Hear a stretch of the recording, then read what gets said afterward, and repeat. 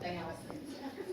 So, going with the theme of reading things yet to be published, I'm going to read from my book called Heart of Snow, which is partially inspired by the Snow White fairy tale and partially inspired by the novel Carmilla by J. Sheridan Lane, which is, to my understanding, the first published lesbian gothic horror novel.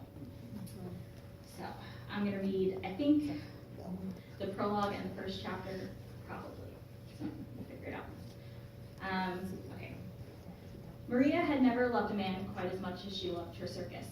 A performer from a young age, she wasn't pulled in moth to a flame the way some of these kids did now, knocking on her door and begging to be lion tamers or fire jugglers. They were looking for a fling, a one-night standing ovation. From the moment Maria Karnstein set eyes on the billowing black and white canvas of a show looking for a new owner, she was snared, hook, line, and sinker in love. Maria recruited her aerialist partner Teresa, Teresa's husband Anthony, and their family as their first headliners, the Avian Ivanovs. The kids were still too young to do the big stuff, but Anthony was talented, probably the best, and Teresa was her best friend. The choice had been easy.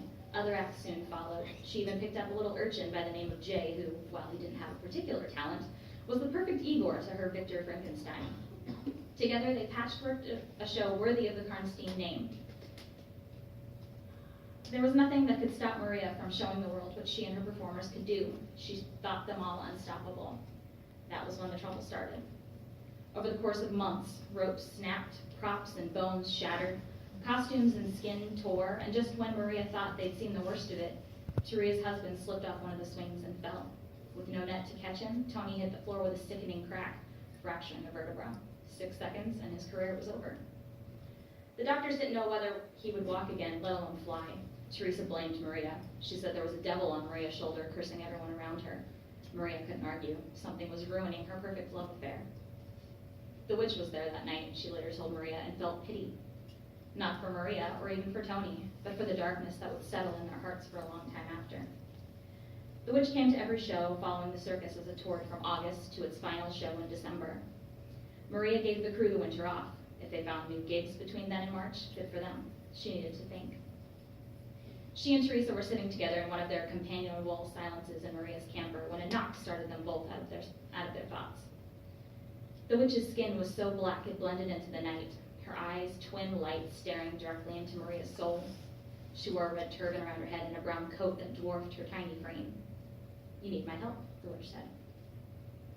Maria could only nod and stood aside to let the witch in, her footsteps like screams in the dark.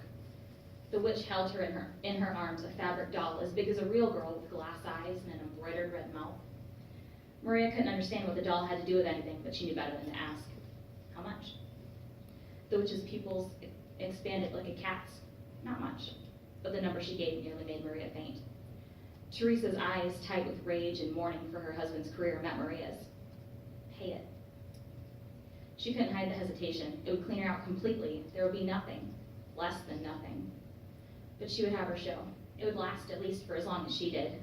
Later, when she tried to remember what had happened, all she could picture was the witch standing over the doll as she stuffed it full of snow, muddy and half melted with one hand and a pulsing red organ in the other, and then she was gone, leaving behind a girl with skin as white as snow, lips like blood, and hair as black as the witch's skin, and a warning. Magic cannot be forged from nothing, the witch had said. She will need to replenish it. With what? Maria had asked, fearing the answer. The witch pressed her lips to the girl's. When she pulled away, a thin trickle of blood ran from the girl's mouth. And then this is 10 years in the future.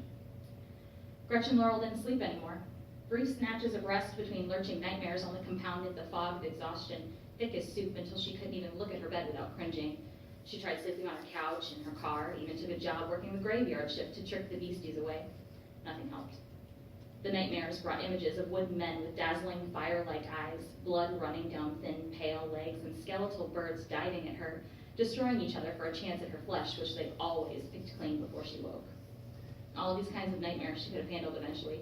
If she had a talent for anything, it was for shoving unpleasantness down deep. Now you see it, now it's feeding on your liver. Go ahead and pretend not to notice. 5 a.m. came slowly, each tick of the clock an eternity. Her head ached and the inside of her cheeks stung raw from chewing it to stay awake. Her tongue was cottony and sour from her 4th cup of coffee. She poured a 5th, black. She did everything short of pinning her eyes open because every time she closed them, snow was there.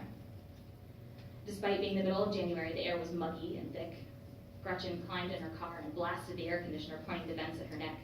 She drove until the sun came up from her apartment in St. Petersburg down the coast for 100 miles and back again, barely acknowledging the soft lap of distant waves and the rustle of the breeze through palm fronds and the melodic shifting sand that had drawn her to Florida in the first place.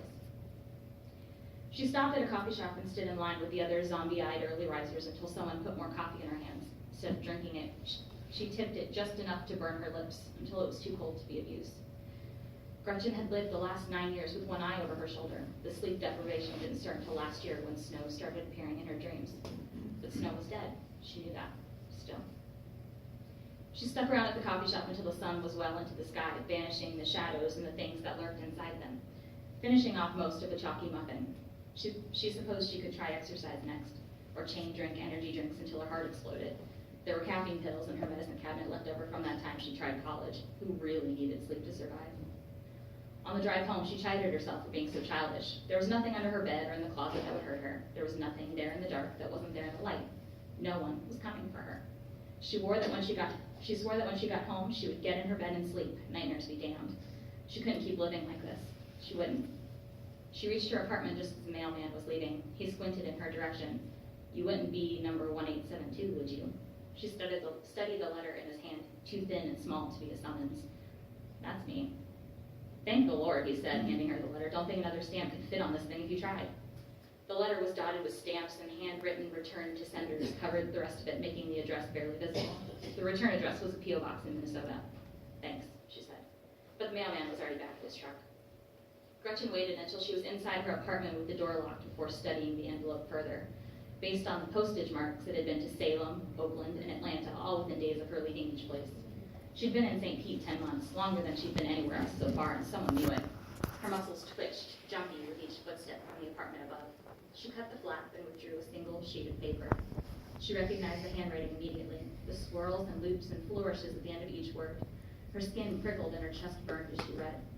My Rosie, by the time this finally reaches you, I don't know that contacting you will have done much good. We need to talk. Please call. I love you, Maria. There was a number listed at the bottom, ink smeared across the page. Gretchen hadn't been called Rosie in almost a decade. She dropped it the second she left her family because Rosie belonged to them. Only Gretchen had a shot at making something of herself on her own. Maria had understood. Even though Gretchen had left in the middle of the night with the clothes on her back and a small bag containing cash and whatever she could fit, she knew Maria had understood. So why did she want to talk now?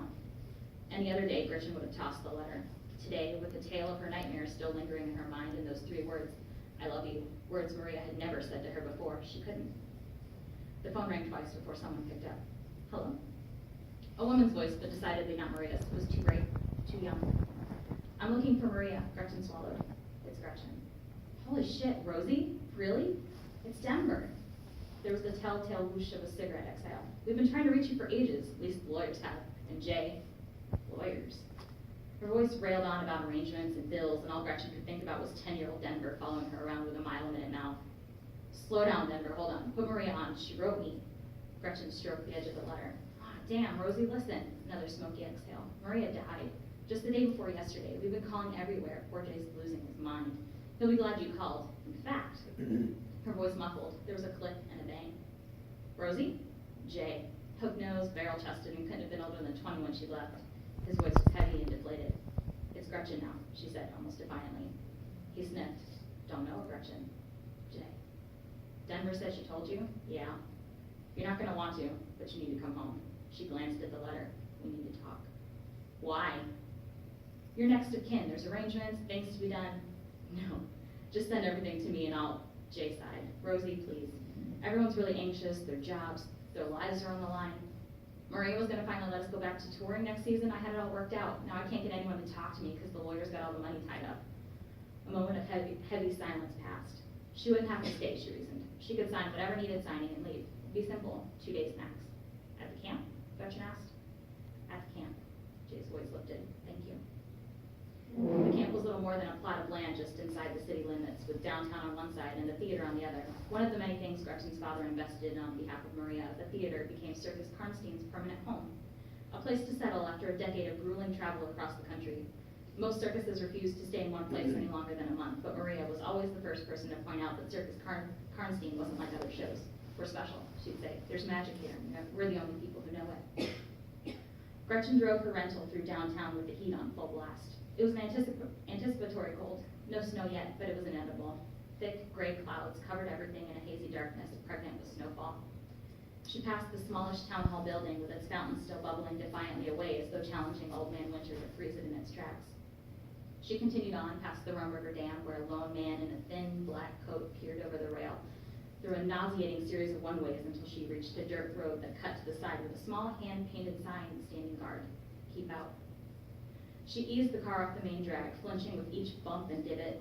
Naked, white bark trees shivered on either side of the road, their branches like claws reaching for the sky. Gretchen remembered the time when she called this her enchanted forest. She fancied the trees were alive and would speak to her if only she'd listen hard enough. Now everything looked dead, the magic sucked from the roots.